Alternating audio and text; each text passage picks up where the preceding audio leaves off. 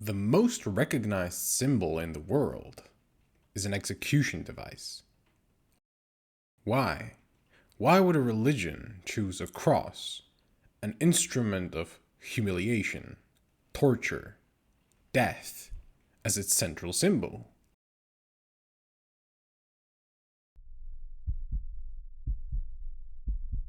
When Jesus was on the cross, he wasn't dead.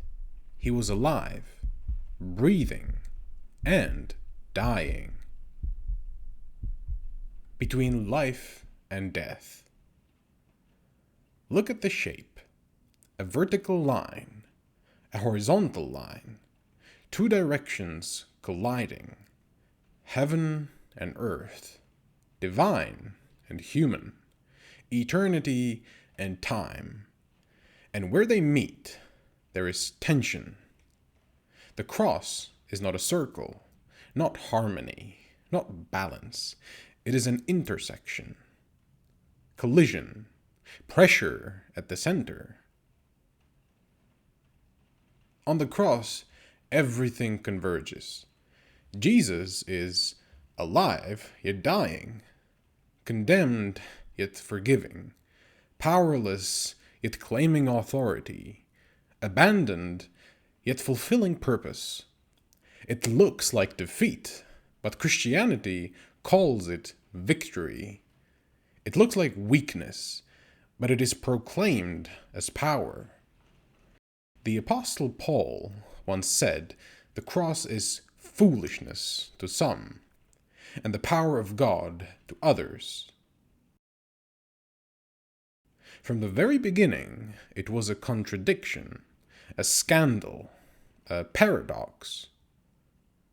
But here's what we often miss. The cross is not just about death.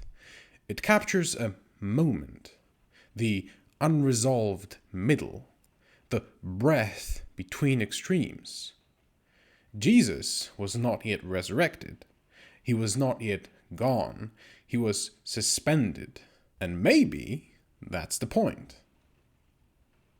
Because every human life is lived there, between certainty and doubt, between who you were and who you're becoming, between loss and hope, between fear and courage.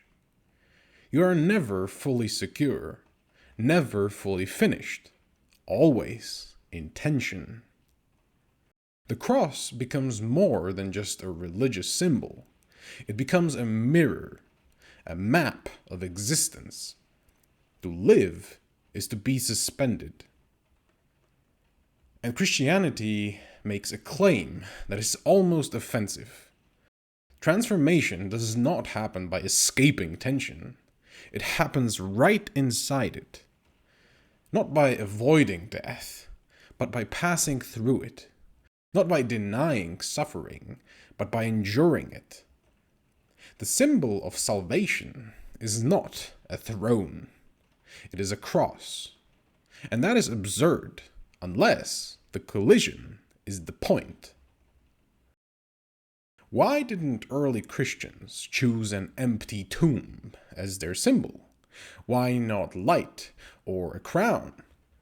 Why choose the moment of agony for Jesus? Because the cross captures the intersection, the place where opposites meet, the place where something breaks and something new begins. Maybe that's why it has endured for 2,000 years, because it reflects something we all recognize, even if we don't say it.